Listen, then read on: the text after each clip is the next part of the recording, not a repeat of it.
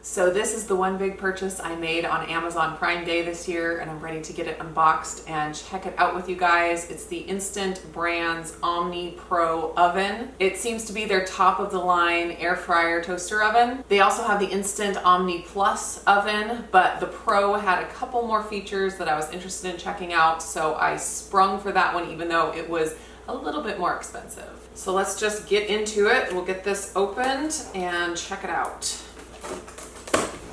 I've been a bit critical of air fryer ovens before, including the Instant Vortex oven, and it looks like this model might have addressed some of the things that I found frustrating with the Vortex, so I'm interested in checking those out. First thing in the box is the manual and getting started guide. Now this is one of the features that I was excited about with this oven as opposed to the Plus. This is an internal temperature monitor, so you can stick this in your steak and you can track the internal temperature of what you're cooking in real time. So I thought that was really cool. Next thing in the box is the air fryer basket. I'm really excited about how they designed the basket on this air fryer. It doesn't slide into the oven on its own. It sits on a pan that slides into the oven, so you avoid the crumbs dripping and oil dripping that you got with the Instant Vortex. This oven also has a rotisserie feature, so these are some forks for the rotisserie. All right, a couple things in here. We've got the oven rack, and I need to get some scissors to cut off the rotisserie fork. So these are both for the rotisserie. You'd use this to pull out whatever you're cooking on the rotisserie. And this is the oven rack that slides into the grooves on the side of the oven. Next is the roasting pan, or the drip pan that the air fryer basket sits on. Makes it so much more convenient, and the pan slides into the grooves on the side of the oven instead of the basket. That's all in the way of accessories. Now let's get this big oven out. Just finish all of the unpackaging here. So here is what the inside looks like, and the pans fit right into these little grooves on the side. Slide in. Since this basket is designed to go on top of here, I thought it should fit on here a little bit better, but it kind of slides around. This has this little raised part here, so it's got kind of a bump. And the basket does kind of slide around, which is a little bit annoying, but we'll see how it goes in practical use. Then the oven rack fits in here, and you'd use this for like toasting, or if you had another pan that you were cooking, just like you would use in an oven. And here on the door, they give you a little key of where to put your rack depending on what you're cooking. So if you're broiling, of course, you'd put it on the top. Air fry or toast, put it on the next to the top. Roast, bake, warm, reheat, or dehydrate, second from the bottom. Slow cook or proof, put on the bottom, of course, because you'd probably have a bowl of dough or something like that, and you'd want to put it on the bottom to fit in there. Static is getting me. Then this is kind of convenient. It's a little crumb catcher that you can pull out from the front. That makes it super easy to clean. I like that a lot. So one of my critiques about the Instant Vortex oven was that I really found that I couldn't air fry much more at a time than I could in my drawer style oven. And even though you can put multiple layers in the Vortex oven, only the top layer would get the air fry effect. The other layer down below would just kind of bake just like in a regular oven. So if you want an air fryer that's going to give you more capacity, the Instant Vortex really didn't do it for me. But one reason I liked the look of this oven is that it's a lot wider, so that when you do use only one basket, up near the top, you're getting a bigger amount of food. You're able to cook a larger amount of food at a time. Not a ton. The drawer style air fryers can cook a fair amount of food, but this is going to give you a little bit more capacity. So the way to work the rotisserie fork, if you're going to do a whole chicken, is you put the fork ends onto the rod, and you, of course, you put your chicken on here, and you clamp it down with this little screw to keep it in place. And the other thing on the other side. And then to get it put into the oven, you put the pointy part in first until it fits in, and then you just set the other end onto the rack. There we go. So it just hangs in there and it will turn. And then of course when you are getting the food out, it's going to be very hot, so you don't want to just stick your hand in there. And that's what this fork comes in handy for. You're able to just pull it out like that, and you've got your rotisserie chicken right there. For the temperature probe, what you do is you take this end, and there's a little flap here that you open up and you can plug it in right here, and then you're able to put that end into your steak or whatever you're cooking, and it'll show you real-time temps as you're cooking, which is super convenient. All right, now I'm gonna go look at the manual real quick, read the getting started guide, and I will be back to plug this in and test it out. I'm gonna start with the initial test run. They recommend cooking for 20 minutes, which is a really long time, but maybe there's some chemicals that need to be burned off. So I'm gonna go ahead and do that for 20 minutes. We're gonna cook it on air fry at 400 degrees.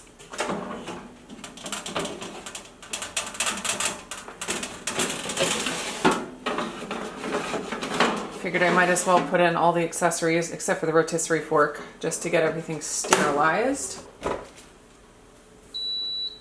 That's what it looks like when it's plugged in. I'm gonna hit air fry and it is on 400 degrees. I'm gonna go, let's see. So if I wanna adjust the temperature or the time, I just hit that, and then I can use the up and down plus and minus buttons. And I think that's ready to go. So I'm hitting start. It's going to preheat, and once it hits the temperature, the target temperature, that's when the time will start counting down. One interesting feature that they have on this model is the split cook feature, and that's where you can actually set it to do 2 different cooking programs.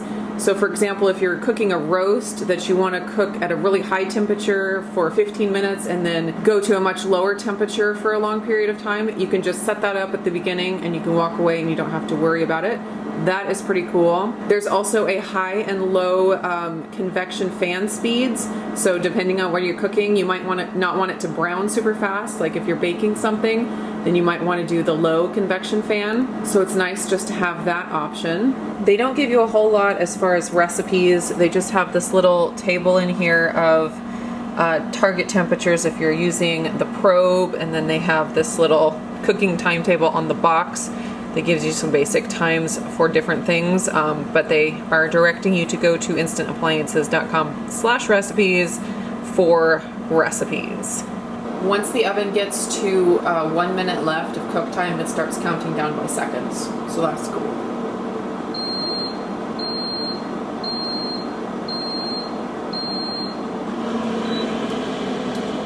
So it goes to keep warm mode after cook time is done, at least on some of the settings, not all. But as soon as you open the oven door, it stops. And when you're in the middle of a cooking program, if you open the door, it pauses the program and you'll hear the fan stop. So now I'm gonna put in the rotisserie and show you just how that turns in there. But then after that, I will actually cook some food for you. So I put in the pointy end first and then lay the other end in the notch, and it's all set. So you can turn on the rotisserie with air fry, roast, or bake settings. It won't work with the other ones. So I'll hit roast, why not? And then rotate is what you want to press to make it rotate. Oh, and then when I hit roast, it's automatically on low convection. But you can adjust that depending on what you prefer. So that means the rotate is on, and when I hit start, it should start spinning. And of course, if you have a chicken in there on the rotisserie, it's gonna drip and make a massive mess. So definitely, if you ever use the rotisserie, have the roasting pan underneath it to catch all of that. So you can see when I open the door, it says open and the cooking stops and the spinning stops.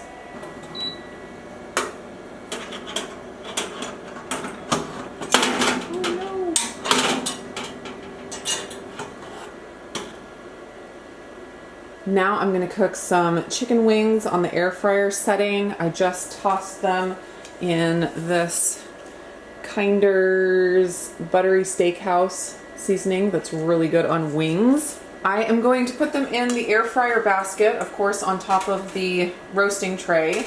I'm also going to put some foil on the pan underneath just to make cleanup easier. So I'm going to cook these for 20 minutes on 400 degrees, and that is the amount of time and the temp that I use in my drawer style air fryer.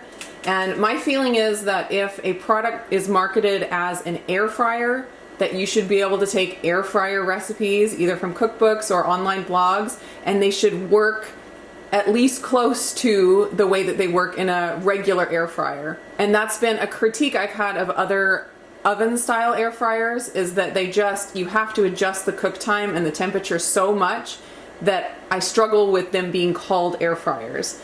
Now, you can definitely get all kinds of delicious food out of an oven that doesn't cook exactly like an air fryer, but when they have an air fry setting and they're called an air fryer, it just feels like you should be able to use air fryer recipes. That just makes sense to me. So we'll give it a try and we'll see what we get for these chicken wings. And so I'm going to cook it for 20 minutes, and I am going to turn them halfway through.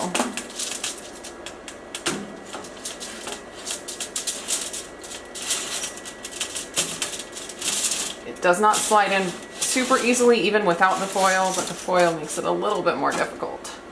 There we go. All right, air fry. 400 degrees, 20 minutes, it's already on all that. I have my high convection fan, which is what I want, and just hitting start.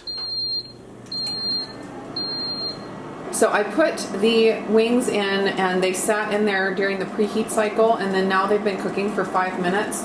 And I took a peek at them and it looked like they were getting a little bit brown on top already. So I don't want the seasoning to burn. You can see this one's getting pretty crispy already, which that's a good sign because it means that there's some power to this oven, which I am excited about. But I figured I'd go ahead and get these flipped over, and then I'll watch them carefully to make sure that they don't get too brown. I could also move the rack down lower, and that would help them not to brown as fast, but in the air fryer you want them to brown pretty fast.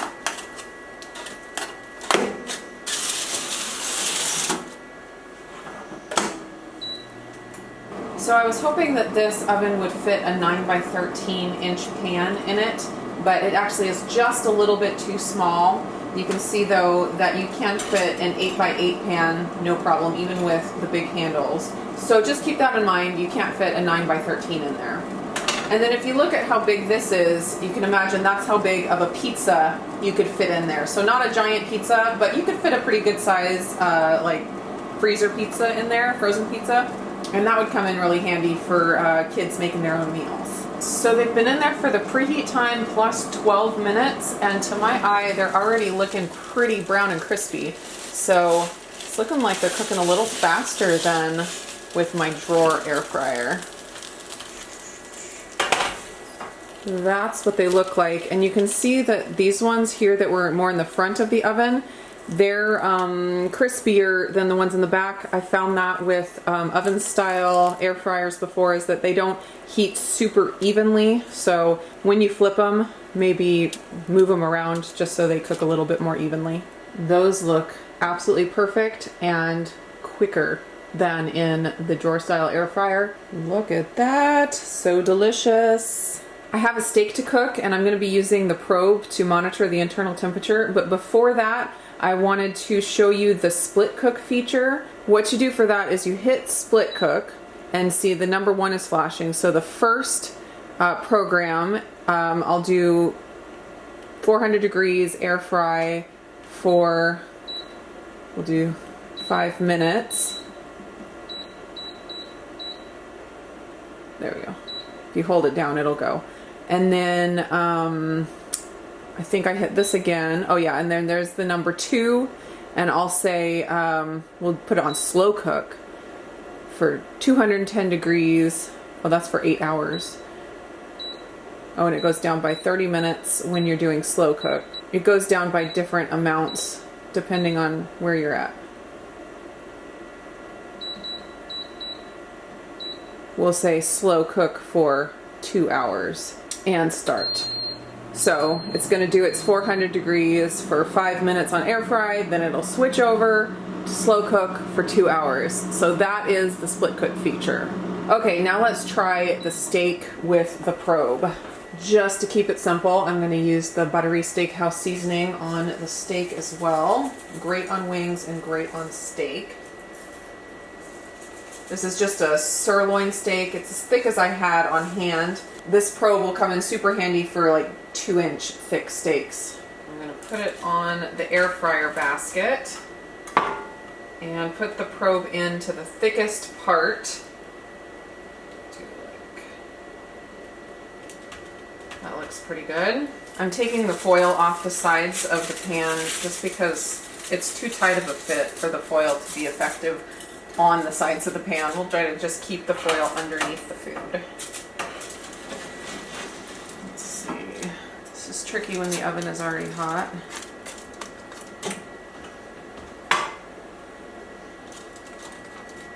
There we go. I think that's in. I'm going to shoot for getting the temperature up to 125, and then the temperature will continue to rise a little bit after it's taken out of the oven. So I'm hoping to get like a medium rare. So air fry. Oh, and there's the probe. And the target for the probe, oh, there we go, is 125, which would be rare, but if the temperature goes up a few more degrees, it'll be closer to medium rare. And then the oven is going to be at 400 degrees. So you can tap back and forth between the probe temperature and the oven temperature. Oh, and when you use the probe, you don't have a cook time. It just goes by the temperature. And I think that's all there is to it. Just hitting start. And then if I want to check the temperature on the probe, it tells me the current temperature is 62 degrees. Target temperature 125. Back here testing out the wings, and they are perfect. All right, it hit the temperature, and now I need to carefully try to get this unplugged, which is going to be difficult. Yeah, I definitely recommend cooking on a lower shelf when you're using the probe. It doesn't want to come out. I'm gonna burn myself. Ah, there we go. Okay. There's my steak. It's definitely crispier on the top than on the bottom, but if I had had the ability to flip it, I could have gotten a little more even. Just gonna let it rest for a few minutes before I slice into it. I'm also gonna check the temperature with my other thermometer here, just to see what I get. 142, so that, I don't think it's jumped almost 20 degrees since I had it in there. So I'll have to play with it and see how accurate the probe is, but it could just be, you know, a different placement of the thermometer. Yeah, it's definitely still climbing. It's gonna get way up there. I think the steak is gonna be pretty well done by the time we're finished. All right, let's slice into this and see what we got. I think it'll probably be more like medium well than medium rare. There's still a tiny bit of pink in there, but it is definitely on the well done side. I'm gonna have to play with the probe and see if it's consistently measuring incorrectly or if it was just a fluke or what. But I should be able to adjust, you know, just set the temperature super low, and then knowing that it'll be like 10 or 15 degrees higher than it says. Something like that. But it's worth continuing to play with. Thanks so much for checking out the Omni Pro oven with me. Hope you guys enjoyed the video. I am hoping to do a rotisserie chicken in this oven soon, so stay tuned for that video. Hopefully in not too long. Talk to you again in the next video, guys.